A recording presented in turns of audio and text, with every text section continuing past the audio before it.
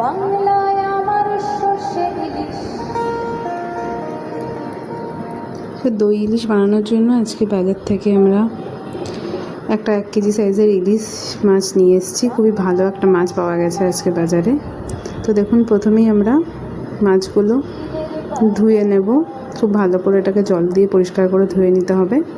তো মাছটা ধুয়ে নেওয়ার পরে এরপর এটাতে আমরা লবণ আর আপনার লবণ আর হলুদ মাখিয়ে এটাকে বেশ কিছুক্ষণ রেখে দিতে হবে। লবণটা মাছের মধ্যে ঢুকলে খুবই ভালো লাগে খেতে। তো এইভাবে ঝাঁকিয়ে ঝাঁকিয়ে সবগুলো মাছের মধ্যে একদম লবণ আর হলুদটা খুব ভালো করে মাখিয়ে নেব, ঠিক এইভাবে। তো এবার লবণ আর হলুদটা এভাবে সুন্দর করে মাখা হয়ে গেলে মাছগুলোকে আমরা এক সাইডে রেখে দেব।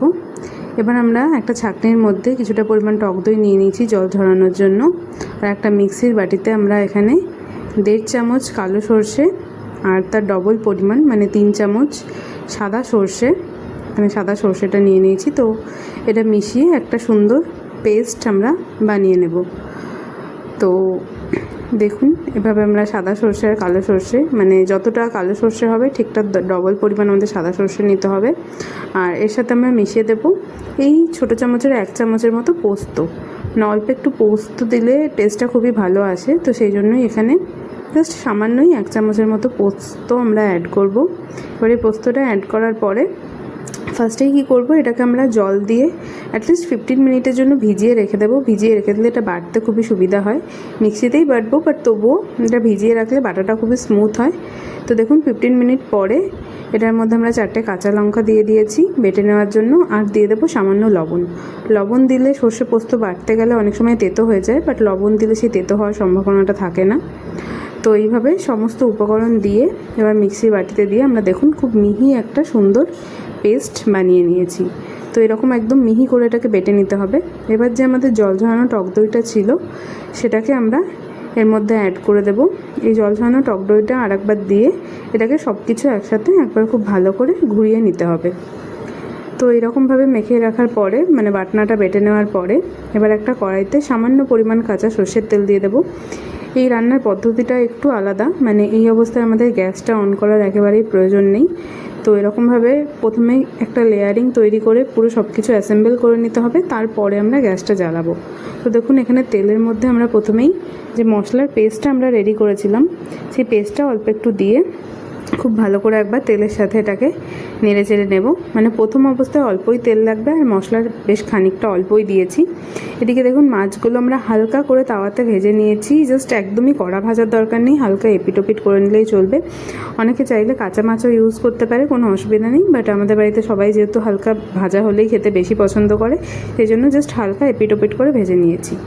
এবার এই যে মশলাটা কড়াইতে আমরা দিয়েছি তার মধ্যে এই মাছগুলো একটা একটা করে খুব ভালো করে সাজিয়ে নিতে হবে।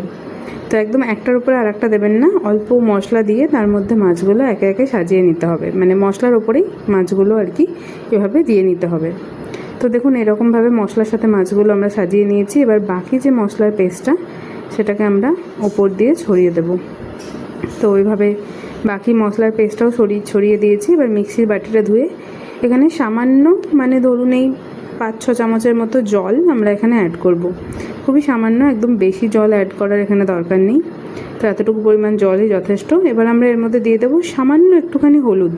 বেশি হলুদ দেওয়ার দরকার নেই, খুবই সামান্য, মানে হালকা একটা মাস্টার্ড ইয়েলো কালার এখানে দেখতে খুবই ভালো লাগে।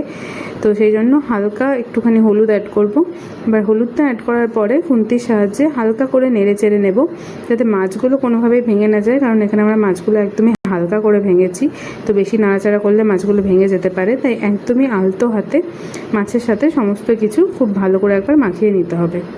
তো দেখুন এইরকমভাবে মাখিয়ে নিয়ে এবার আমরা 2টো চেরা কাঁচা লঙ্কা এখানে আমরা ওপর দিয়ে অ্যাড করব।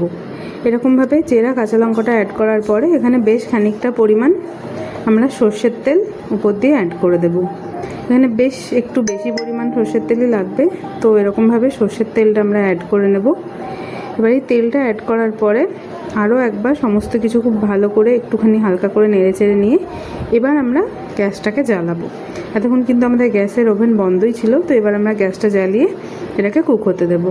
তো দেখুন কিছুক্ষণ আমরা ঢাকা দিয়ে কুক করে নিয়েছি 10 মিনিটের মতো। এই অবস্থায় এটা একদম ফুটছে। তো এইভাবে এবার এটাকে জাস্ট একবার করে এপিট ওপিট উল্টে নেব। তো দেখুন উল্টে নেওয়ার পরে আরও 10 মিনিট কুক করার পরে আমাদের সর্ষে ইলিশ একদম রেডি। এরকম গামাখা গামাখা হয়ে এলেই ঝালটা মানে ঝোলটা শুকিয়ে এলেই একদম রেডি হয়ে যাবে আমাদের দই ইলিশ। অবশ্যই ট্রাই করবেন, আর জানাবেন কেমন হয়েছে।